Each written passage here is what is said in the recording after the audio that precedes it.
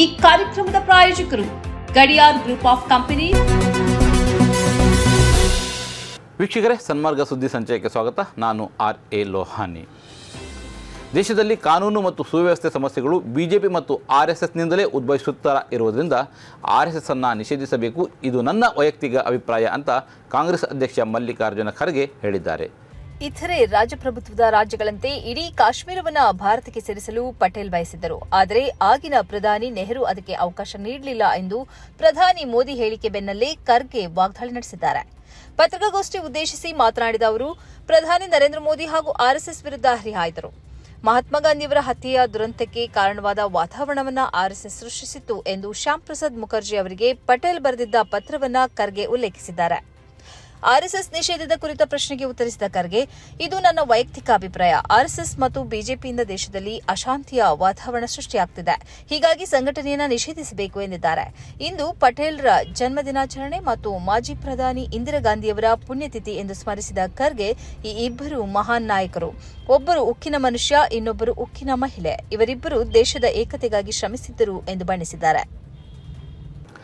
ಅಕ್ರಮವಾಗಿ ವಾಸಿಸುತ್ತಿರುವ ಕನಿಷ್ಠ 2790 ಭಾರತೀಯರನ್ನು ಅಮೆರಿಕ ಗಡೀಪಾರು ಮಾಡಿದೆ.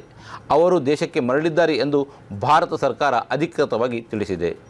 ತಮ್ಮ ವಾರದ ಪತ್ರಿಕಾಗೋಷ್ಠಿಯಲ್ಲಿ ಕೇಳಿದ ಪ್ರಶ್ನೆಗೆ ವಿದೇಶಾಂಗ ಸಚಿವಾಲಯದ ವಕ್ತಾರ ರಣಧೀರ್ ಜೈಸ್ವಾಲ್ ಈ ಮಾಹಿತಿ ನೀಡಿದ್ದಾರೆ. ಈ ವರ್ಷ ಜನವರಿಯಿಂದ ಮಾನದಂಡಗಳನ್ನು ಪೂರೈಸದ 2790ಕ್ಕೂ ಹೆಚ್ಚು ಭಾರತದ ನಾಗರಿಕರನ್ನ ಅಮೆರಿಕ ಗಡೀಪಾರು ಮಾಡಿದೆ. ಅವರು ಅಲ್ಲಿ ಕಾನೂನು ಬಾಹಿರವಾಗಿ ವಾಸ ಮಾಡುತ್ತಿದ್ದರು. ನಾವು ಅವರ ಮಾಹಿತಿ ಮತ್ತು ರಾಷ್ಟ್ರೀಯತೆಯನ್ನು ಪರಿಶೀಲಿಸಿದ್ದೇವೆ. ಅವರು ಮರಳಿ ಬಂದಿದ್ದಾರೆ. ಇದು 29ನೇ ಅಕ್ಟೋಬರ್ವರೆಗಿನ ಸ್ಥಿತಿ ಎಂದು ಅವರು ಮಾಹಿತಿ ನೀಡಿದ್ದಾರೆ. ಯುಕೆಯಿಂದ ಈ ವರ್ಷ ಸುಮಾರು 100 ಭಾರತದ ನಾಗರಿಕರನ್ನು ಗಡೀಪಾರು ಮಾಡಲಾಗಿದೆ. ಅವರ ವಿವರಗಳನ್ನು ನಾವು ಪರಿಶೀಲಿಸಿದ್ದೇವೆ ಎಂದು ಜೈಸ್ವಾಲ್ ಮಾಹಿತಿ ನೀಡಿದ್ದಾರೆ. ಮತಾಂತರಕ್ಕೆ ಪ್ರಚೋದಿಸಿದ್ದಾರೆ ಎಂಬ ಆರೋಪದಲ್ಲಿ ಉತ್ತರ ಪ್ರದೇಶದ ಜಾನ್ಪುರ್ ಜಿಲ್ಲೆಯಲ್ಲಿ 4 ಕ್ರೈಸ್ತರನ್ನು ಪೊಲೀಸರು ಬಂಧಿಸಿದ್ದಾರೆ. ತಾಯಿ ಮತ್ತು ಮಗಳು ಮತ್ತು 2 ಪುರುಷರನ್ನು ಬಂಧಿಸಲಾಗಿದೆ. ಬೈಬಲ್ ಸಹಿತ ಪುಸ್ತಕಗಳು, ಯೇಸುವಿನ ಚಿತ್ರಗಳು ಅವರ ಬಳಿಯಲ್ಲಿ ಪೊಲೀಸರು ವಶಪಡಿಸಿಕೊಂಡಿದ್ದಾರೆ. ಗೀತಾದೇವಿ, ಈಕೆಯ ಮಗಳು ರಂಜನಾ ಕುಮಾರಿ, ಸೋನು, ವಿಜಯ್ ಕುಮಾರ್ ಮುಂತಾದವರನ್ನ ಬಂಧಿಸಲಾಗಿದೆ. ಇವರಿಂದ ಹಲವು ವಸ್ತುಗಳನ್ನು ವಶಪಡಿಸಿಕೊಳ್ಳಲಾಗಿದೆ. ಬೈಬಲ್, ಕ್ರೈಸ್ತ ಭಕ್ತಿಗಾನದ ಪುಸ್ತಕಗಳು, ಧಾರ್ಮಿಕ ನೋಂದಣಿಗಳು, ಯೇಸುವಿನ ಚಿತ್ರ, ಮತಾಂತರಕ್ಕೆ ಸಂಬಂಧಿಸಿದ ಚಾರ್ಟ್ಗಳು, ವಿಡಿಯೋಗಳು, ಫೋಟೋಗಳು ಮುಂತಾದವುಗಳನ್ನು ಪೊಲೀಸರು ವಶಪಡಿಸಿದ್ದಾರೆ ಎಂದು ತಿಳಿದುಬಂದಿದೆ. ಸ್ಮಾರ್ಟ್ ಫೋನಿನಲ್ಲಿರುವ GPS ಚಿಪ್ಗೆ ಅದನ್ನು ಬಳಸುವವರ ಲೊಕೇಶನ್ಗಿಂತ ಹೆಚ್ಚಿನ ಸಂಗತಿ ಗ್ರಹಿಸುವ ಸಾಮರ್ಥ್ಯ ಇದೆ. IIT ದೆಹಲಿ ಬಿಡುಗಡೆಗೊಳಿಸಿದ ಹೊಸ ಅಧ್ಯಯನದಲ್ಲಿ ಈ ಮಾಹಿತಿ ಲಭ್ಯವಾಗಿದೆ. ಸ್ಮಾರ್ಟ್ ಫೋನ್ ಉಪಯೋಗಿಸುವವರ ಪ್ರತಿಯೊಂದು ಚಲನವಲನವನ್ನು ಈ GPS ಚಿಪ್ ತಿಳಿದುಕೊಳ್ಳಲು ಸಮರ್ಥವಾಗಿದೆ ಎಂದು ಅಧ್ಯಯನ ತಿಳಿಸಿದೆ. ಸ್ಮಾರ್ಟ್ ಫೋನ್ ಉಪಯೋಗಿಸುವವರ ಎಲ್ಲ ಚಲನವಲನಗಳನ್ನು ಮೊಬೈಲ್ನಲ್ಲಿ ಅಳವಡಿಸಲಾಗಿರುವ GPS ಸಂಗ್ರಹಿಸುತ್ತದೆ ಮತ್ತು ಪತ್ತೆ ಹಚ್ಚುತ್ತದೆ ಎಂದು ಈ ಅಧ್ಯಯನ ತಿಳಿಸಿದೆ. ಮೊಬೈಲ್ ಫೋನ್ ಉಪಯೋಗಿಸುವ ವ್ಯಕ್ತಿ ನಡೆಯುವ, ಕುಳಿತುಕೊಳ್ಳುವ ಮುಂತಾದವುಗಳಿಂದ ಹಿಡಿದು ಎಲ್ಲಾ ಬಗೆಯ ಚಲನವಲನಗಳು ಕೂಡ GPSನಲ್ಲಿ ಸಂಗ್ರಹವಾಗುತ್ತಿದೆ. ಲೊಕೇಶನ್ ಅನುಮತಿಯೊಂದಿಗೆ ಕೆಲಸ ನಿರ್ವಹಿಸುವ ಆಂಡ್ರಾಯ್ಡ್ ಅಪ್ಲಿಕೇಶನ್ಗಳು ಸೂಕ್ಷ್ಮವಾಗಿ GPS ಮಾಹಿತಿಯನ್ನು ಕೂಡ ಸಂಗ್ರಹಿಸುವ ಗುಪ್ತ ಮಾಹಿತಿ ಸಂಗ್ರಹಕಾರನಾಗಿಯೂ ಕೆಲಸ ಮಾಡುತ್ತಿದೆ ಅನ್ನುವುದು ಗೊತ್ತಾಗಿದೆ. ಕಡ್ಡಾಯವಾಗಿ ಸೇನೆಯಲ್ಲಿ ಸೇವೆ ಸಲ್ಲಿಸಬೇಕು ಎಂಬ ನಿಯಮದ ವಿರುದ್ಧ ಇಸ್ರೇಲ್ನಲ್ಲಿ ಸಾಂಪ್ರದಾಯವಾದಿ ಯಹೂದಿ ಬಣವಾದ ಹರೇದಿ ಸಮುದಾಯವು ಭಾರೀ ದೊಡ್ಡ ಪ್ರತಿಭಟನೆ ನಡೆಸಿದೆ. 10 ಲಕ್ಷ ಮಂದಿಯ ಪ್ರತಿಭಟನೆ ಎಂಬ ಹೆಸರಿನಲ್ಲಿ ನಡೆದ ಈ ಕಾರ್ಯಕ್ರಮವು ಘರ್ಷಣೆಗೆ ಕಾರಣವಾಯಿತಲ್ಲದೆ ಓರ್ವರು ಮೃತಪಟ್ಟಿದ್ದಾರೆ. ಜೆರುಸಲೇಂನಲ್ಲಿ 2 ಲಕ್ಷಕ್ಕಿಂತ ಅಧಿಕ ಮಂದಿ ಸೇರಿದ ಈ ಸಭೆಯು ನೆತನ್ಯಾಹು ರವರಿಗೆ ಭಾರೀ ದೊಡ್ಡ ಹಿನ್ನಡೆ ಎಂದು ಹೇಳಲಾಗುತ್ತಿದೆ.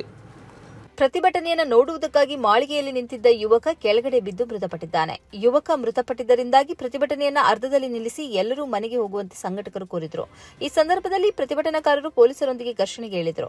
ಅನೇಕ ಪ್ರತಿಭಟನಾಕಾರರು ಪತ್ರಕರ್ತರ ವಿರುದ್ಧ ಏರಿ ಹೋದರು. ಒಂದು ಕಡೆ ಗಾಜಾದ ಯುದ್ಧವನ್ನು ಮುಂದುವರೆಸಿರುವ ನೇತನ್ಯಾಹುಗೆ ಇನ್ನೊಂದು ಕಡೆ ಇಸ್ರೇಲ್ನಲ್ಲಿಯೇ ವಿರೋಧ ವ್ಯಕ್ತವಾಗುತ್ತಿರುವುದು ಚಿಂತೆಯಾಗಿ ಕಾಡಿದೆ ಎಂಬ ಅಭಿಪ್ರಾಯ ವ್ಯಕ್ತವಾಗಿದೆ. ಕೇವಲ ಕಳೆದ ಒಂದೇ ತಿಂಗಳಲ್ಲಿ ಮಕ್ಕಾ ಮತ್ತು ಮದೀನಾಕ್ಕೆ 5 ಕೋಟಿಗಿಂತ ಅಧಿಕ ಮಂದಿ ಭೇಟಿ ನೀಡಿದ್ದಾರೆ ಎಂದು ಸೌದಿ ಅರೇಬಿಯಾ ತಿಳಿಸಿದೆ. ರಬಿಉಲ್ ಆಖರ್ನಲ್ಲಿ ಯಾತ್ರಿಕರ ಪ್ರವಾಹವೇ ಮಕ್ಕಾ ಮತ್ತು ಮದೀನಾಕ್ಕೆ ಹರಿದು ಬಂದಿದೆ. ರಬಿ ಉಲ್ ಅವಲ್ ಬಳಿಕ ಭಾರೀ ಸಂಖ್ಯೆಯಲ್ಲಿ ಯಾತ್ರಿಕರು ಮಕ್ಕಾ ಮತ್ತು ಮದೀನಾ ಮಸೀದಿಗಳಿಗೆ ಭೇಟಿ ಕೊಡುತ್ತಿದ್ದಾರೆ. ಕಳೆದ ತಿಂಗಳು 5,45,00,000ಕ್ಕಿಂತ ಅಧಿಕ ಮಂದಿ ಭೇಟಿ ಕೊಟ್ಟಿದ್ದಾರೆ. ಕೇವಲ ಮದೀನದ ಮಸ್ಜಿದ್ ನಬವಿಗೆ 2,11,00,000 ಮಂದಿ ಭೇಟಿ ನೀಡಿದ್ದಾರೆ. ರೌಲಾ ಶರೀಫ್ ಸಂದರ್ಶಿಸಿದವರ ಸಂಖ್ಯೆ 20 ಲಕ್ಷ. ಕೇವಲ ಮಕ್ಕಾದ ಮಸೀದುಲ್ ಹರಾಮ್ಗೆ 1,70,00,000 ಮಂದಿ ನಮಾಜ್ಗೆ ಬಂದಿದ್ದಾರೆ. ಉಮ್ರಾ ನಿರ್ವಹಿಸುವುದಕ್ಕಾಗಿ 1,11,00,000 ಮಂದಿ ಬಂದಿದ್ದಾರೆ ಎಂದು ಮಾಹಿತಿಗಳು ತಿಳಿಸಿವೆ. ಇಸ್ಲಾಮಾಬಾದ್ ತನ್ನ ಆಂತರಿಕ ಸಂಘರ್ಷಗಳನ್ನು ಅಫ್ಘಾನಿಸ್ತಾನದ ಮೇಲೆ ಹೇರುತ್ತಿದೆ. ಪಾಕಿಸ್ತಾನವು ಹೀಗೆ ಮುಂದುವರಿದರೆ ಇದಕ್ಕೆ ತಕ್ಕ ಬೆಲೆ ತೆರಬೇಕಾಗುತ್ತದೆ ಎಂದು ಅಫ್ಘಾನಿಸ್ತಾನದ ಆಂತರಿಕ ಸಚಿವ ಸಿರಾಜುದ್ದೀನ್ ಹಕ್ಕಾನಿ ಎಚ್ಚರಿಕೆ ನೀಡಿದ್ದಾರೆ. ನಮ್ಮಲ್ಲಿ ದೀರ್ಘ ಶ್ರೇಣಿಯ ಕ್ಷಿಪಣಿಗಳು, ಶಕ್ತಿಶಾಲಿ ಶಸ್ತ್ರಾಸ್ತ್ರಗಳು ಇಲ್ಲ, ಆದರೆ ನಮ್ಮ ದೃಢನಿಶ್ಚಯ ಪ್ರಬಲವಾಗಿದೆ ಎಂದವರು ಹೇಳಿದ್ದಾರೆ.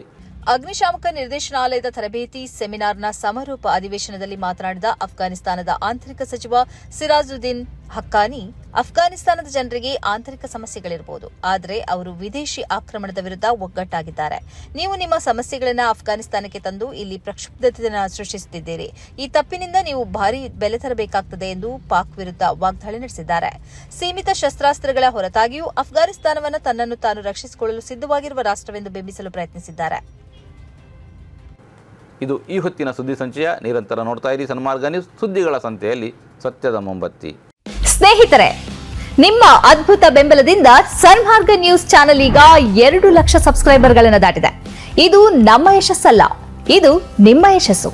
ನಮ್ಮ ಮುಂದಿನ ಗುರಿ 4 ಲಕ್ಷ. ಇದು ಕಷ್ಟವಲ್ಲ. ನೀವು ಮಾಡಬೇಕಾದದ್ದು ಸಿಂಪಲ್. ನೀವು ಸನ್ಮಾರ್ಗ ನ್ಯೂಸ್ ಚಾನೆಲ್ ವಿಡಿಯೋವನ್ನ ನಿಮ್ಮ ಸ್ನೇಹಿತರಿಗೆ, ಕುಟುಂಬದವರೊಂದಿಗೆ ಹಂಚಿಕೊಳ್ಳಿ ಮತ್ತು ಅವರಲ್ಲೂ ಸಬ್ಸ್ಕ್ರೈಬ್ ಮಾಡಲು ಹೇಳಿ.